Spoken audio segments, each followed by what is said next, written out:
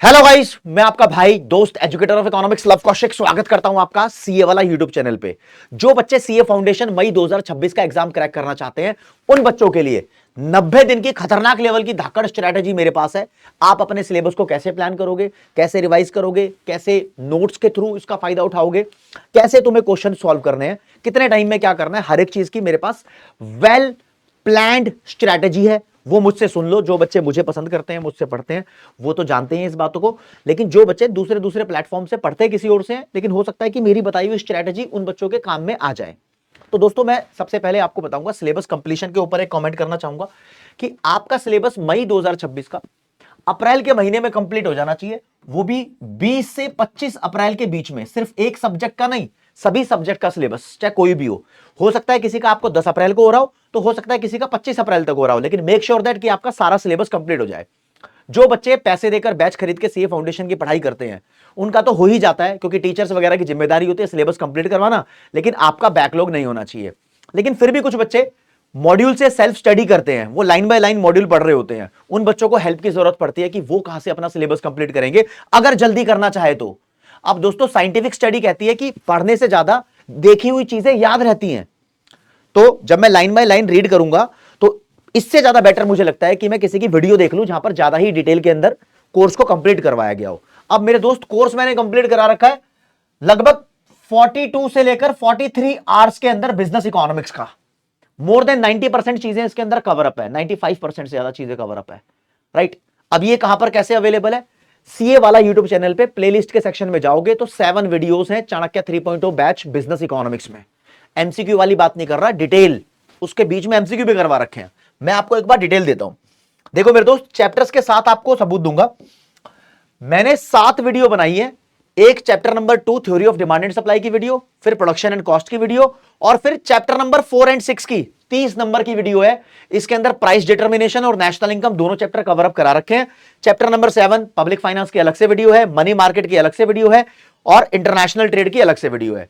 फिर 3 proper theoretical chapter है जिसका एक दूसरे से कोई वास्ता नहीं है, लेकिन इसमें कोई न्यूमेरिकल भी नहीं है। तो chapter number 1 nature and scope of business economics, chapter number 5 business cycle, और चैप्टर नंबर 10 हमारा बनता है बेसिकली इंडियन इकोनॉमी। इन तीनों की मर्ज वीडियो है, ये सब अवेलेबल है।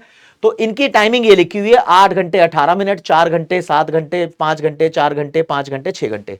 कुल मिला के अगर मैं नंबर ऑफ आवर्स जोड़ लूं तो बच्चा ये 42 से लेकर 43 आवर्स के अराउंड में ये सिलेबस अपना कंप्लीट कर सकता है। लेकिन इन वीडियोस को आप अपनी डिटेल्ड रिवीजन के लिए यूज करो, ये ज्यादा बेटर रहेगा। राइट। सेल्फ स्टडी वाले इसको कोर्स कंप्लीट करने के लिए यूज करेंगे, लेकिन जिन्होंने कोर्स कंप्लीट टीचर से किया हुआ है, चाहे कहीं पर भी पढ़ते हो, वो इससे रिवीजन करेंगे। रिवीजन तुम्हारी झाऊमाऊ नहीं होनी चाहिए, डिटेल्ड रिवीजन होनी चाहिए, जो कि यहां से होती है। अब मेरे दोस्त, रिवीजन करने का पैटर्न है।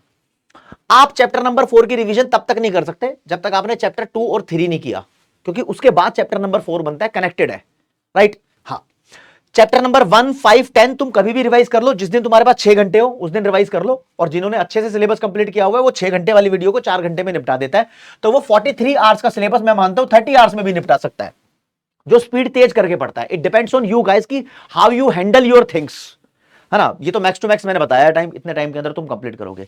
जब तुम ये कंप्लीट कर लो तो बोलेंगे तुम्हारा सिलेबस कंप्लीट हो गया। अब भाई, दूसरी कमेंट मैं करना चाहूंगा मेरे दोस्त, रिवीजन के ऊपर। एक मैंने इक्वेशन के साथ तुम्हें चीजें सिखा दी, अब रिवीजन की बात करेंगे। जो बच्चा सोचता है कि मेरा एक बार सिलेबस कंप्लीट हो जाए उसके बाद मैं रिवाइज करूंगा, ये बहुत ही ज्यादा गलत अप्रोच है।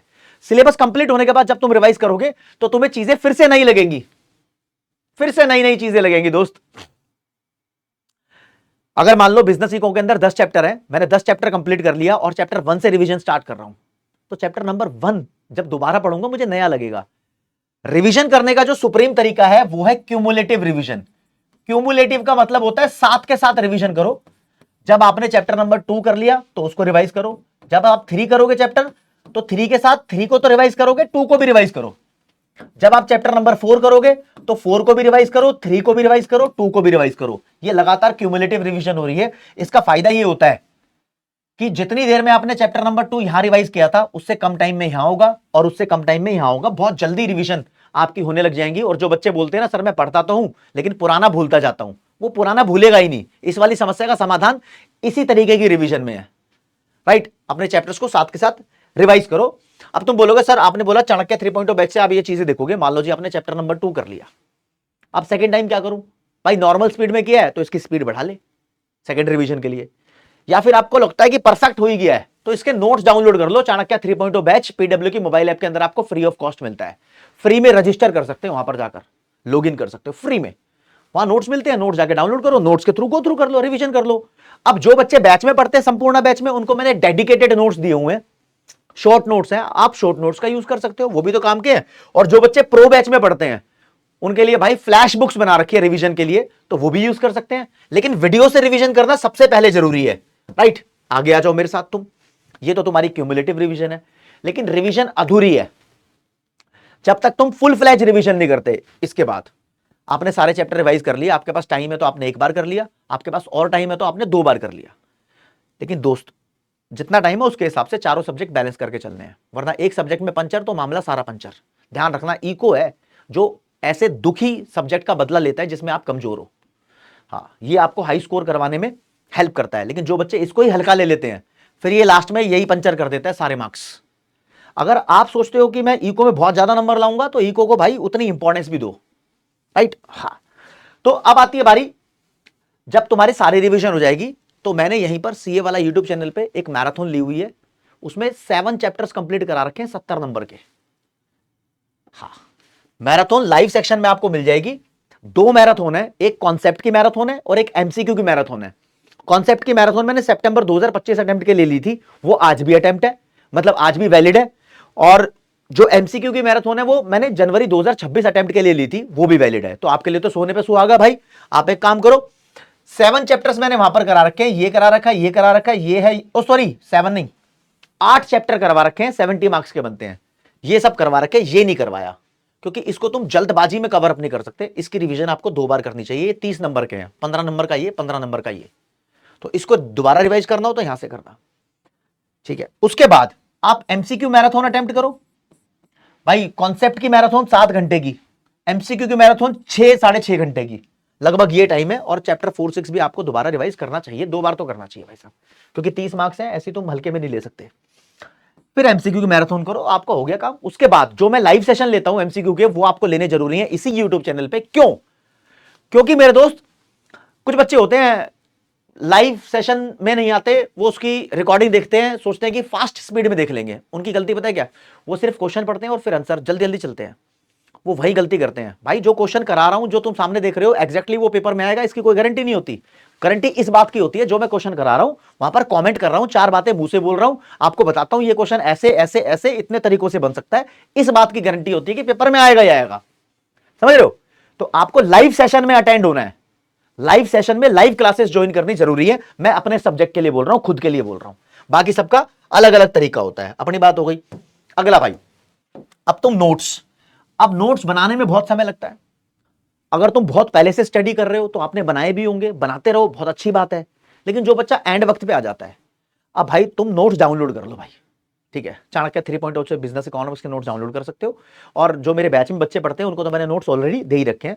आपको ऑनलाइन कंफर्टेबल है तो ऑनलाइन पढ़ लो, आपको उसका प्रिंट निकलवाना है तो प्रिंट निकलवा के फिर आप पढ़ सकते हो, राइट। क्वेश्चंस के बारे में मैंने बता ही दिया, क्वेश्चन की मैंने एक मैराथन ली हुई है और बहुत सारे दे दनादन सीरीज के अंदर मैं सेशन लेता हूं। तो आप एक तो मैराथन अटेंड कर सकते हो जो जनवरी 2026 अटेम्प्ट के लिए मैंने करवाई, और उससे पहले चैप्टर नंबर 1 से लेकर 5 तक एमसीक्यू सेशन लिया दे दनादन सीरीज में, फिर चैप्टर नंबर 6 से लेकर 10 तक एमसीक्यू सेशन लिया दे दनादन सीरीज में। इतना ही इनफ है। इसके अलावा अब मैं जो सेशन लेकर आऊंगा लाइव वाले, तुम्हारे एमटीपी, आरटीपी और भी जो रेलेवेंट पीवाईक्यूज जो अब बनेंगे मई 2026 अटेम्प्ट के लिए, वो अब करवा दूंगा, राइट। इतनी सारी चीजें आपके पास हैं। 90 दिन की मैंने स्ट्रेटेजी बताई है, तुम इसको 80 दिन में, 70 दिन में भी कंप्लीट कर सकते हो। कोई कहता है ना यार 3 महीने बचे हैं भैया, मुझे चारों सब्जेक्ट कवर करने हैं। अबे 3 महीने में बहुत कुछ हो सकता है। तुम 80 दिन में चारों सब्जेक्ट कवर कर सकते हो। तुम्हारे पास 20-20 दिन की ओवरऑल स्ट्रेटेजी बन जाती है कि तुम चारों सब्जेक्ट 20-20 दिन का खाचा लेके चलो, उसके अंदर कवर अप कर लो। लेकिन पढ़ो डेली कम से कम 2 सब्जेक्ट, और स्ट्रेटेजी ऐसी रखो कि आज मैं 2 सब्जेक्ट पढ़ रहा हूं तो एक थ्योरी वाला होना चाहिए, एक न्यूमेरिकल वाला। फॉर एग्जांपल आज मैं लॉ और क्वांटिटेटिव एप्टीट्यूड पढ़ूंगा तो अगले दिन मैं अकाउंट्स और इको पढ़ूंगा। और जो भी तुम पढ़ रहे हो मेक श्योर दैट सोने से पहले उसको रिवाइज करते हो। साइंटिफिक स्टडी ये बोलती है जब हम सो रहे होते हैं तो हमारे दिमाग में मेमोरी डेटा सेव हो रहा होता है, तो जस्ट तुमने पहले उसको रिवाइज किया तो इट इज गुड ना।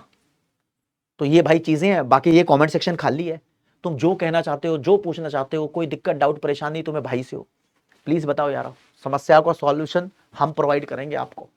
ओके रिपोर्ट है, तो इससे हम विदा लेते हैं। थैंक यू सो मच, जय हिंद, जय भारत, नमस्कार, धन्यवाद, bye bye everyone, love you all, Tata.